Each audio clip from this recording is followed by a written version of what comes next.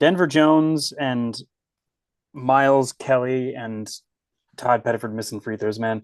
Like just all the stuff that you never expect to happen, just absolutely brutal. How do I sound, by the way? I got a different mic right now. Blake needed his back. You're good from my perspective. The volume was low for some reason last podcast. I couldn't tell you why, but it turned Some of up that might max have just volume. been some of that might have just been from the edit that I did. Okay. I got those layup Numbers. numbers. Let me pull up Ferg's stats here.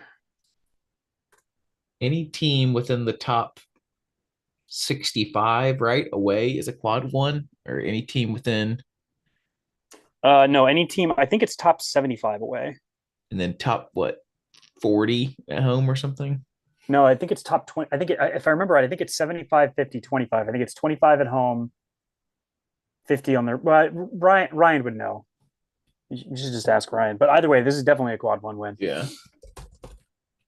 March Madness says we aced the road test. No, we didn't. All right, hold on. Let me get Ferg's stats up and then we'll go live.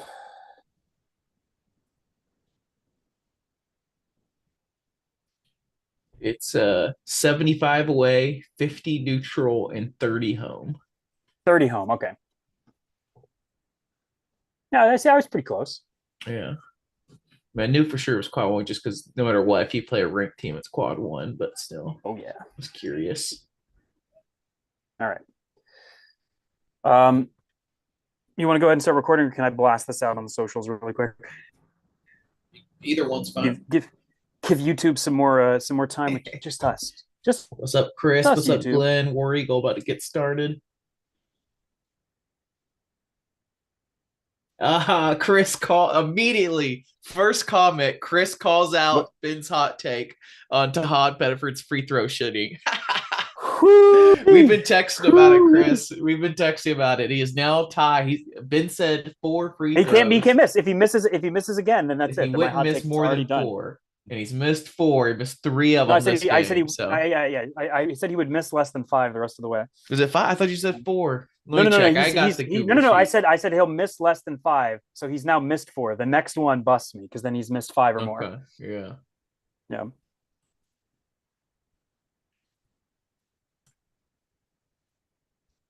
Ben's putting it all up on Get your socials and we'll get get your MVP started. votes in now, so we have them ready to talk about YouTube. Should be an easy one. As much as we're just now talking about Todd Pettiford's free throws, I think we all know where this one's going. Well, he did hit one of two down the stretch that was pretty clutch because we just needed one that put us up seven and it kept the pressure on him. Man, the mat system is so clutch. It's I really would love the math. I'm sure it's like 95% of the time or even higher. But it's how it is I because then these every time you think, should I keep paying attention? Should I? Yeah, it's really for teams for people that have teams that aren't that good. You know? I mean, it's not just that; it's that you have to play perfect basketball.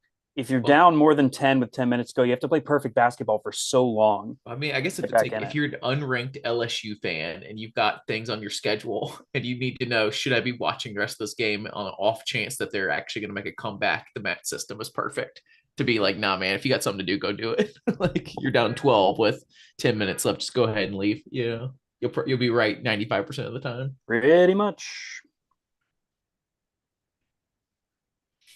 I can never remember where this freaking photo is on here. I think it's one of these. Let's see. Twitter does this weird thing now where it hides the photos that you have uploaded to it if you don't let it have full access to your library. Yeah, So yeah, I dumb. noticed that. All right. I'm gonna start recording and then I'll post it on the old Instagram. Cool, cool. All right, YouTube, we're starting. Everybody quiet. Three, Or the opposite. two. All right, we are back with another Auburn victory. This time on the road against a ranked SEC team. We take down the Georgia Bulldogs 70-68, a 2-point victory. Got dramatic at the end, but we kind of held them at arm's length most of the game. They would come back, we push it back to 10, they come back, but they got it real tight right at the end there. I want to put a little context into this game. because I think seeing the Georgia name, seeing that we're number one, we should win a game like this. Problem is, it's so hard to win away on the road in the SEC, and we just did it against a ranked top 25 team. And on top of that, without Janai Broom, our National Player of the Year leading guy that should win it this year, even though he's injured, without that guy. And then we lose Cardwell for like a solid 5 minutes or more, even at the end of the game. So we pulled it off, man. I know like most people in the national media, or if you're just a casual chiming in, you'll think, oh, yeah, of course, the number one team won on the road. Even if we had Janai Broom, winning on the road against a top 25 SEC team is so impressive. And we did it pretty well most of the game until we let them come all the way back right at the end to take this game to a 2-point victory. But man, I'm just so impressed with this team. It's a special team to be able to win these games without Janai Broom. We've won 2 in a row now without Janai Broom. We're going to have a week break before we have a top 5, top 10 Tennessee team coming in with college game day next Saturday. We needed to win these early games to build a little bit of an SEC lead. We're now 5-0 in the conference because it's going to get really tough. And this is the weakest part of our schedule. And dropping one of these games, like this Georgia game, Mississippi State last week without Janai Broom, could be the difference between winning a ring or not. We'll see when Janai Broom comes back. But man, big victory today. Ben, what'd you think? Well, Jackson, thank you for that incredible introduction and that lengthy honoring of the effort by this team. Holy cow, what can you say about a team that lost both of its starting fives against a team sporting a 6'11 center and a 6'10 5-star freshman, the highest player in Georgia recruiting history, Asa Newell? This is a game where just about everything that could go wrong went wrong. And you are seeing why Auburn is the number one team in the nation, because it is not about any one player. This team comes together. They battle through adversity like no Bruce Pearl team I have ever seen. Their ability to win games in such a crazy variety of ways is stunning. But we got to talk about who was the MVP, because there's some clear-cut candidates here, but I think there's a pretty obvious one. You know, we like to start the show with the MVP. It moves our whole discussion. Reddit's on top of it right now. YouTube, get your MVP votes in. Reddit says from Bolt585, Tahad Pettiford is the reason we won this game. Matt AU5 commented back, he's obviously the MVP, but Chad heating up for that little stretch in the second half may have been the key portion of the game. Totally agree on that. We'll have to talk more about CBM. TG Rogan 21, he always comes in a vote, says Tahad, easy. Prevailing wind, which I don't know if I've seen before, said Hod, unanimous. Other note, love Turtle's play today. He is in the right position, making plays, and got some key buckets today. He played a part that in that win, no doubt. We might have to come up with a secondary award, like upwards basketball for the kind of guy. There's always like one of those like off the bench, way backup guys that like you can't give him MVP. He's obviously not the MVP, but no one expected him to play as well as he did. So shout out to Turtle. Ribs and Whiskey said, Hod, shout out Turtle for his work today. Put in some good minutes when we needed him. SC War Eagle said Pettiford, great game. And I Bump Fuzz said Hod, but ugly turnovers from him to kill the big scoring sum. Yeah, I think it's very obvious that Tahad Pettiford went off this game. What was his score line here? 24 points, It's a 2 assists, 2 steals, 3 rebounds. 5 of 7 from 3 was huge. Hit some really in your face threes, hit some free throws from a 3-pointer foul. He really kept us in it at times. He just steps up in the hardest moments. He's just special. Ryan just dropped in our group chat here that that is Auburn's 11th game against a KenPom top 40 team. In those games, Tahad Pettiford is averaging 14 points a game and shooting 50% from deep. But we got to talk about another guy who started off incredible. He hit his first 3-pointer to give us our first bucket of the game, Chad Baker-Mazara, and then proceeded to go ice cold. I believe he missed 8 straight shots. But you know what? Chad Baker did not quit. He continued to play tough, ferocious defense, and he started hitting shots in the second half. He won a solo 8-0 run that stretched the lead and really made it so that we could survive Georgia's heroics there at the end. Chad Baker-Mazara had 6 rebounds. He had an assist and no turnovers, which was huge for us. We saw some sloppy play from our point guard in this game. And yeah, Chad taking care of the ball made a big difference down the stretch. CBM had a really hard time at the rim. Everyone had a really hard time at the rim. A lot of hard drives that just, man, swirled around the rim like a Disney classic. I mean, 3-pointers did it, except for Todd even had one. I believe one was 3-pointers, went off the rim, bounced way up in the air, and still went in. Like people just had a really hard time on those twos, including CBM. I can't remember the exact moment it was, but he hit some shot, or maybe it was even free throws. And I texted the group like, "Oh, hopefully that's going to bring CBM back. Now that he's seen it go in, we could really use him going off." And that's right when he started his 8-0 run. I text back to the group, "It's happening, it's happening."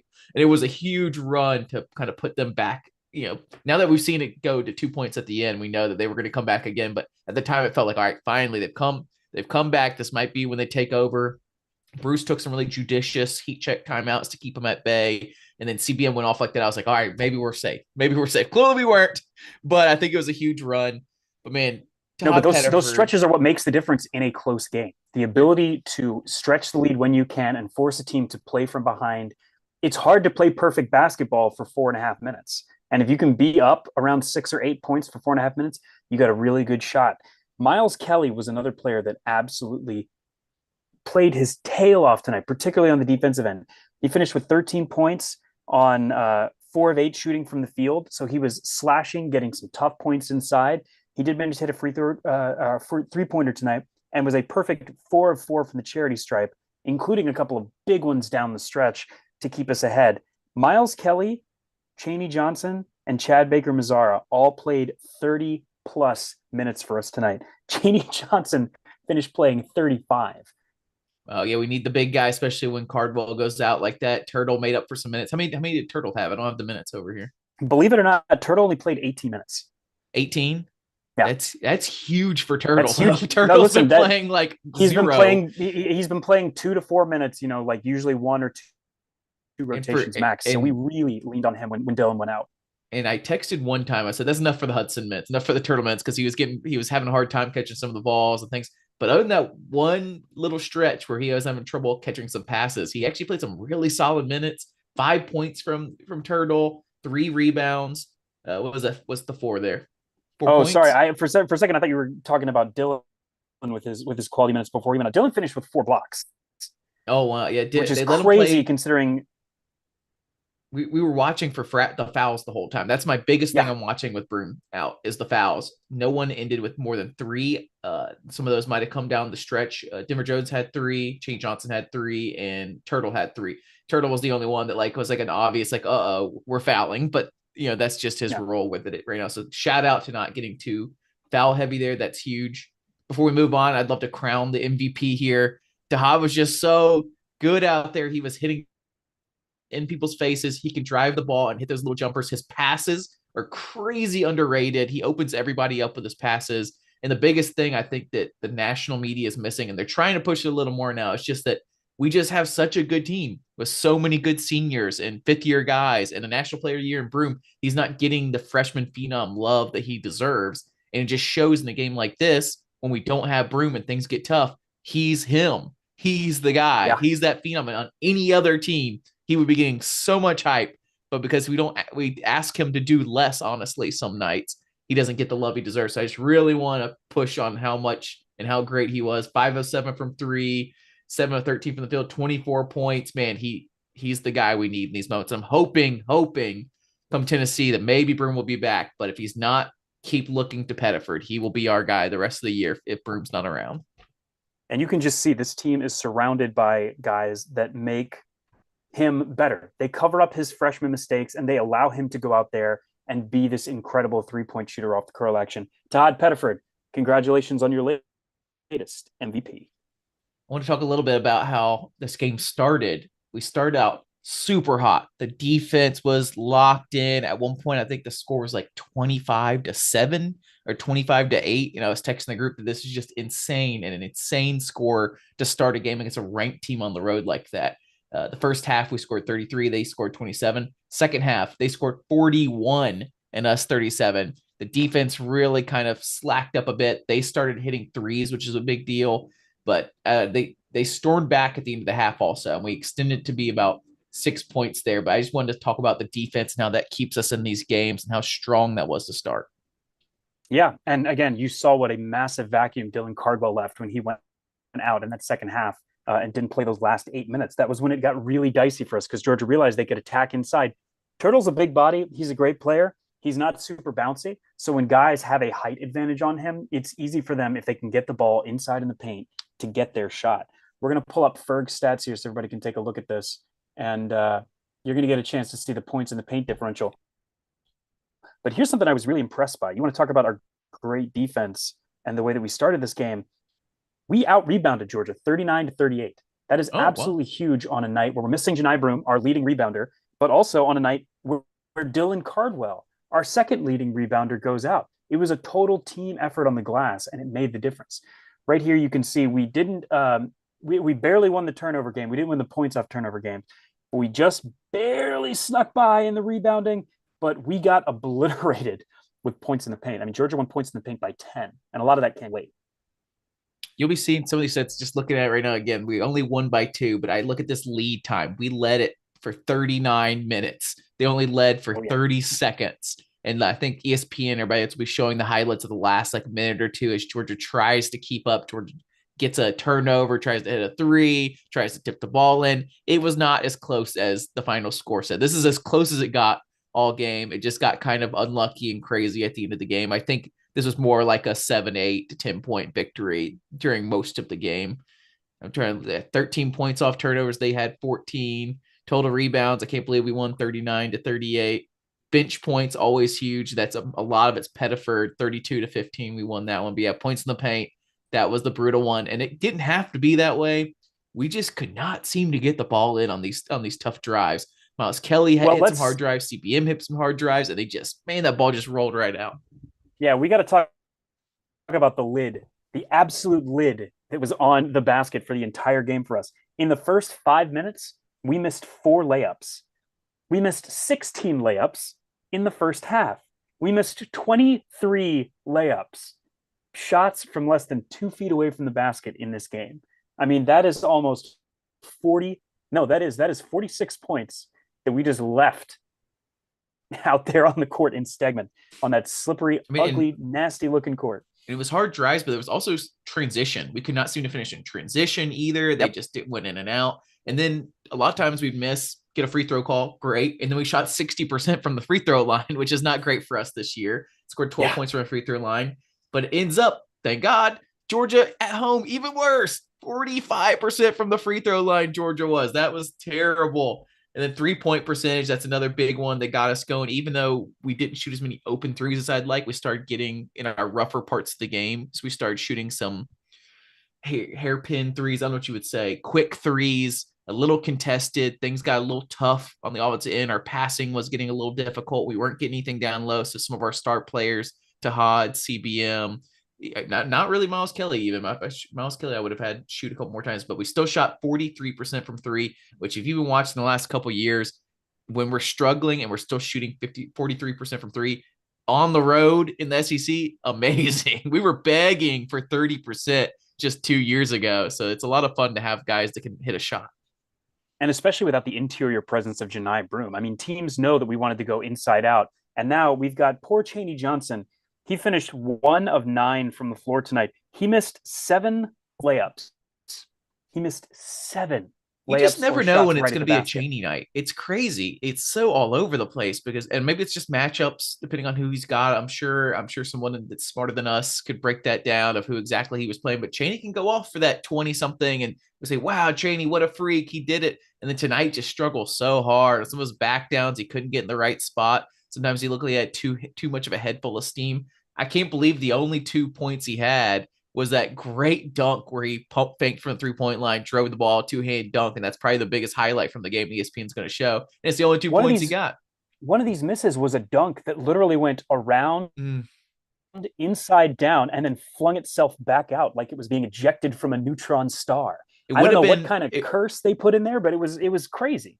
It would have been an ESPN top 10 play for sure. He threw it on top of a guy and he didn't even touch the rim. He was kind of one of those like he was literally throwing it into the rim and it rimmed out. It would have been amazing. That one's unlikely too, as it was. He went for the throat on that one, but he didn't even shoot a 3, which is interesting. Miles Kelly went 1 from 4. Well, there's a reason for that. We did some interesting stuff with the rotation where we've talked about how on offense we were having Janai be the 4 and Dylan be the 5, and then they would switch on defense. We were doing the exact same thing with Turtle and Cheney, where Cheney was playing the 4 on defense and Turtle was playing the 5, but then on offense it was switching. So we had Cheney basically in that 5 position in that center back down spot, and Turtle actually playing some 4. We saw him come around to screen action like the second coming of gigantic Jalen Williams and yak up a 3, which was kind of interesting. A good play calling. He got a clean open look at the basket, but I don't think that's really Turtle's shot. We had some amazing set plays called from Virgo or whoever it was where they cleared out. We needed some points too down in the paint, and most of our points in the paint, or at least half of them, probably feels like came from really great call plays. I don't know exactly what happened to them. They tried to break it down a little bit on the ESPN highlights, but whatever they call it, completely cleared out passes to I thought Cheney was one of them. Maybe Turtle was one of them. I think Chad CBM Baker for the was it most part. Chad Baker and CBM, Miles cut into the basket off the and they screens. were Yeah. just all by themselves down there in crucial moments of the game where they just shifted the entire defense to the wrong side. I think one point they were talking about, the ESPN was trying to talk about that they knew the defender was going to follow CBM, so they knew they could get that pass in. Some of it was great passes from Pettiford himself, where he just really is so much faster and quicker than guys that he can really hit that stop from a dribble and throw it around a guy to someone open and see somebody developing. So big shout out again. I don't know if it was Burgo exactly. We love Burgo on the show, and he's gotten a lot of love in the press. So shout out to whoever made those calls to get those open looks. Yeah, we got some folks here in the chat on YouTube. Mike Yarborough hopping in to say War Eagle. Chris Thomas is saying we should name the non-MVP award after Dylan. The Dylan Cardwell Memorial Award for the guy that played way above expectations. That was definitely Turtle tonight for sure. The fact that we got 18 pretty good serviceable minutes out of him, you know, he didn't foul too much. I think he fouled just the right amount. Jeff Jenkins is here talking about it too. Turtle needed those minutes tonight. I think as we get deeper and deeper into SEC play, continuing to have a serviceable guy like him on the bench, it's going to be big. But we got to talk about Denver Jones tonight. Denver Jones struggled. I think this is probably the worst he's looked since we played in Durham. Since the Duke game for sure. I don't know. Bet one of the best games we've seen Pettiford play. You know, I think I've mentioned on this podcast before that I believe Pettiford will be starting at the end of the year. He's just too good. We need to get more minutes for him. I totally understand why we want him to come off the bench and bring that extra, lightning off the bench when that first rotation goes in. Denver's been our solid guy up there. He's been very good, but man, against these teams that are pressing up on him, he's struggling. How many turnovers did he have tonight? 3 turnovers, which is really brutal. For very one guy on our for him team. too. Yeah. And he's just having trouble with his handles when the guys press up on him. And then it's not just the 3 turnovers. Those are bad enough as it is. Because he's struggling to get the ball up the court to look around, our offense gets started really late, which is really tough when you don't have Janai Broom on there to save you at the end of shot clock. So hopefully it's not a trend. Hopefully they haven't figured something out. Like you said, it's the worst one he's had since the Duke game. So the fact that he's only had 2 real struggle games like that, it's okay. But you just hope that it doesn't become a trend. Yeah, I mean, you just see the rest of the team picking it up around him. I mean, we've had to play more ISO ball with Janai out. Our passing is not nearly as efficient.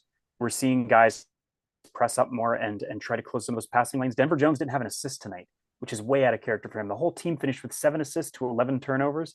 7 assists on only 24 made baskets is not a great ratio, but you're seeing us having to play a lot more of that ISO ball with our All-American gone. I mean, the thing that we said we were going to miss the most is Janai Broom's passing, and boy, are we missing it. Both point guards to a certain extent. We're harping on Denver Jones a little bit because he was a little disappointed. There was definitely times where we were texting like, all right, take Denver out. Pettiford's playing too good.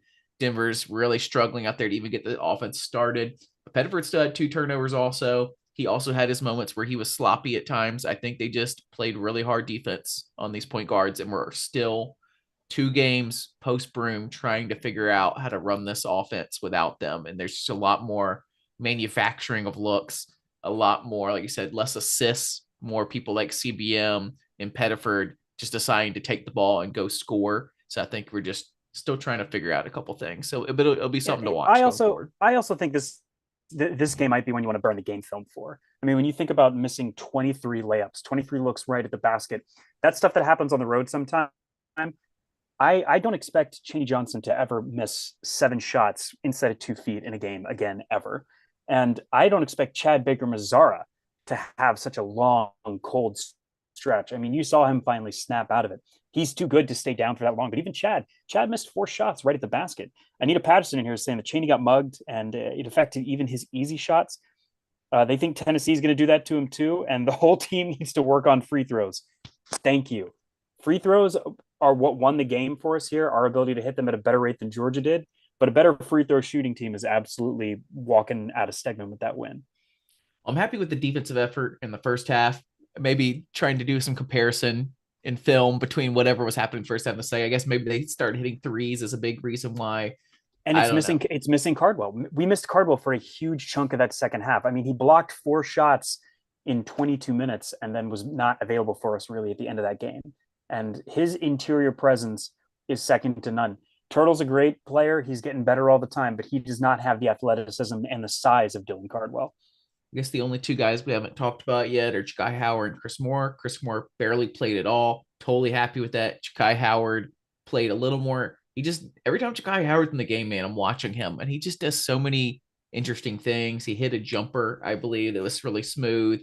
He missed his three. No big dunks from him this game, but he also had a good defensive play or two. I remember seeing where he like kind of several, a lot of good hustle plays. We had one or two plays where we surrounded the defensive player and caused them to step out of bounds, which was great. I think he was in on one of those without fouling, which is huge. I feel like so many times we try to put two guys, double guy on the baseline like that, we end up hacking somebody and it all ruins the whole thing as we get too excited. So great that we did that. I would love to see more Ja'Kai Howard, especially when we don't have Broom in. I don't know what else needs to happen to get him some more minutes. He just plays so well when he's out there. I don't know. That's just my take, and it's been my take the entire time. I think the problem for him is he's playing behind a guy in Chad Baker-Mazara that is just insanely gifted, and you need Chad Baker's offense out there so badly, particularly in a game where you're missing Janai Broom. But we saw some small ball when Turtle picked up his second foul in the second half. We had Chaney at the 5, and what I believe was Ja'Kai at the 4, CBM at the 3, and then Tahad and Denver out there. It was our smallest lineup of the year for sure. Nobody over 6'7". And we full court pressed. We forced them to move the ball around a lot. And overall, I would say it was a pretty effective defensive unit. I have to go back and look at the tape. But you're seeing the game slow down for Ja'Kai in a big way. I can't believe CBM is shooting his worst three-point percentage of his career so far. He shot 39% at San Diego State. Last year, he ended the year with 41% from three, and right now he's at 38% from three. I thought he was going lights out this year from three. I've been really happy with his shooting. Even in people's faces, he's been hitting stuff. He's averaging 31 or 13 points this year. So still extremely happy with how CBM is playing. I think he's special. Really, really hoping he gets another year. You know, he'll keep winning MVPs as well. Hopefully Broom will be back. I don't know. We got Tennessee coming up in a week. Luckily, we have a bye week coming up, so we have an extra gap there where we can hopefully get people healthy. It's the perfect timing, honestly, for us, but it's going to be a tough one. That's going to be tough on They have a really good defense.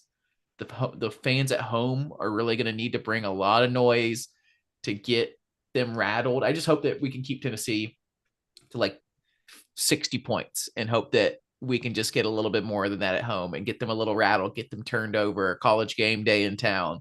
I'm already looking forward to the next game here against another ranked SEC opponent. It's going to be happening all year long. You won't be able to go more than one game before you play another ranked SEC team. How many quad 1 wins do we have right now? This makes 10, I believe. I think we're 10-1. Insane. But last year more importantly, we're on a 10-game winning streak. Yeah, last year we still didn't have a single quad 1 win for about another 3 weeks. So 3 weeks will be the anniversary of our first quad 1 win last season. Jackson, we're also 3-1 on the road this season, and we're 2-0 on the road. No, 3-0 on the road in SEC play, which is just absolutely huge. I mean, the top of this league is stacked. Ole Miss is currently 3-1 away. Alabama is 5-1 on the road. They've played a few more true road games than the rest of the league has. Tennessee is 3-1 on the road, and even Mississippi State 3-1 on the road. They're going to tangle with ranked Ole Miss in the first ranked Egg Bowl of basketball in a long time, a little later today. But I mean, you hit the nail right on the head, man. Continuing to steal these games on the road, because every one you win on the road you are stealing it, is huge. Yeah, I think if you'd asked the pod gang if what we expected out of these two games, a good Mississippi State ranked, right? Mississippi State was also ranked, I believe, at 15. Home, in a ranked away Georgia game. If you'd asked us what we expected, I think we probably would have said we split it 50-50. We take the Mississippi State at home, we lose Georgia on the road. So the fact that we're out of here 2-0 without Janai Broome going into this bye week is huge. Another crazy part is I don't know if this is updated as of this game or not. We're Kim Palm number 2. We're still the best offensive team in the nation. Kim Palm number 1, and by a decent margin to I don't know how these points work, but we're up 5. The next person's they're all a lot closer below that. Kentucky is actually number 2 in the nation on offense. Too bad they don't play defense. They played Alabama today in Rupp, and Alabama scored over, I think, 107 on them, maybe. I was really Yeah, hoping funnily they enough, would pull our that one off. defensive rating actually improved this game. We were 17 going into the game. We're now listed as 16. Duke hasn't played yet today, so once Duke plays, we'll probably see if we can hop back into that 1 spot or not.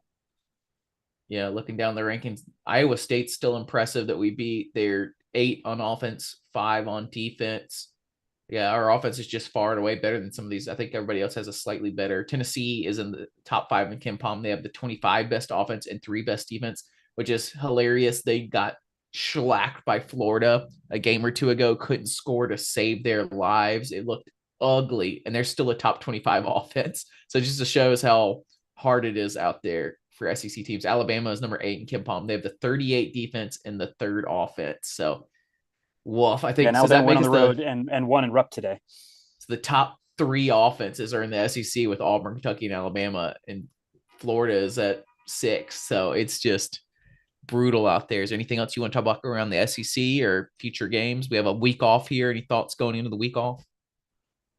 I'm super glad to have the week off. There's going to be some big games that are coming up tonight that are going to help really shape the SEC race. Arkansas is going on the road to Missouri, who still hasn't lost another SEC game since they came to Neville. So if Arkansas can pick up their first win in the SEC, that's going to knock Missouri back in the race, and it will also improve Arkansas's chance to maybe squeak into the tournament. But we're looking at Calipari missing the big dance in his first year at the Hogs. Love that for us. Texas is going on the road to Florida. Florida is already a couple of games back, so we'll see if they can finally take care of business tonight. Kentucky now currently has, I believe, 2 losses. So Kentucky is floating to the top of the mid pack there, but you can't overemphasize how important it is for us to be 5-0 in the league right now and not have taken our first loss yet. It's going to happen. It's going to come, but the longer we can push that off, the more likely a regular season title is. The only team that's undefeated in the SEC besides us at this moment of recording this pod is Ole Miss at 4-0. They play Mississippi State, like you said, tonight in a ranked matchup. I don't know if that's in Starkville or in It is. Ole Oxford. Miss is going on the road. They're going to be in Starkville, and that's going to be an opportunity for either Ole Miss to fall out of a tie for first place, or if Mississippi State picks up their 3rd loss, they're going to be deep in the middle of a pack trying to contend for that double bye.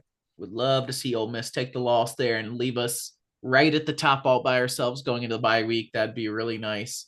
It's going to be a tough year. We got Auburn, Ole Miss, Alabama, Tennessee, Missouri, and Kentucky, Florida. All man, Florida's already got 2 losses, or no, they have 2 losses in the SEC. They do have 2 losses in the SEC. Crazy that we're 5-0 without Broome right A&M's now. got their 2nd loss. Georgia's already got a 3rd loss. So again, like we're building some separation here that's going to be so valuable for us down the road, and we're doing it without Janai Broome. We're doing it without the best player in the country. Crazy that Arkansas with Calipari could be the worst team in the SEC this year. They're at the bottom with Oklahoma and South Carolina. We argued about what would it be like to have Calipari at Arkansas. They were so excited. They were about to tear down the basketball conference with this Calipari that like Arkansas fans believe this is going to take them to the promised land, only to start 0-4. I know they lost like their entire roster once Musselman left for USC, but still 0-4 is brutal for a new team that was that excited. I wonder what the leash is going to be like with Calipari, because the national media, or at least the Kentucky fans, and a lot of people are going to be like, yeah, he was only good because of Kentucky. We'll see now. I mean, you called this at the beginning of the year. He went out there and bought a bunch of players to bring him in and tried to Frankenstein a team together in his first year. Arkansas still has one of the top NIL programs in the nation, especially for basketball. So, he's probably got another year or 2 before they force him into retirement.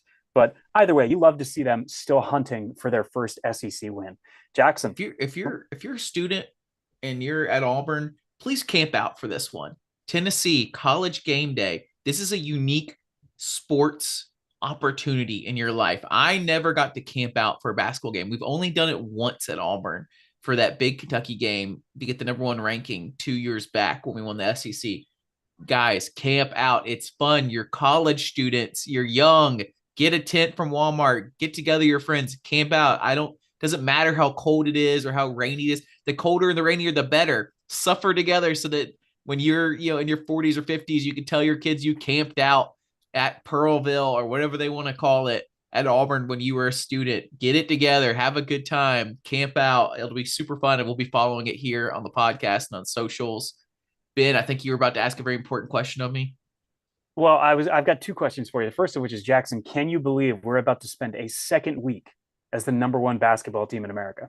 Amazing, amazing. Making history every time. It's still huge for the brand, huge for our reputation, outside of our little bubble in Auburn, Alabama, of our Auburn fandom. So the longer we can do this, if we can make a run in March Madness, Arkansas is like living off of this like 90s run they had. I want us to be able to live off that in the future, that we've set. It takes a lot to set a base. I don't want Bruce Pearl to be gone one day and we just fall right off again into the dark ages again. We have set such a base under Bruce that we are a basketball school going forward, or a school that embraces basketball and understands it going forward. Ben, you got Jackson, my last question for you. You having fun? I'm having the most fun, and I'm looking forward to a little break through the week and getting excited for that big game on Saturday. War Eagle, everybody. War Eagle. All right. Thanks for coming, YouTube. Thanks for joining us. Yeah. It's gonna be a week Always off. It'll be funny because I don't mind a week off right here. Just get my life together during the week. Don't have to worry about a pod or a game. But I guarantee come Tuesday, Wednesday, when you're number one in the nation and you're playing so well, you're like, I wouldn't mind a little game this week. Everybody else is playing. Why don't I get to play? Hey, listen, after the heart attack from today, man, I could use a break. Have a little Red Mod vodka and take the edge off. Yeah. Shout out, all right, YouTube. Gibbs. Sorry you're too late, but it'll be recorded. You'll get it soon. Yeah. Thanks for joining us, Gibbs.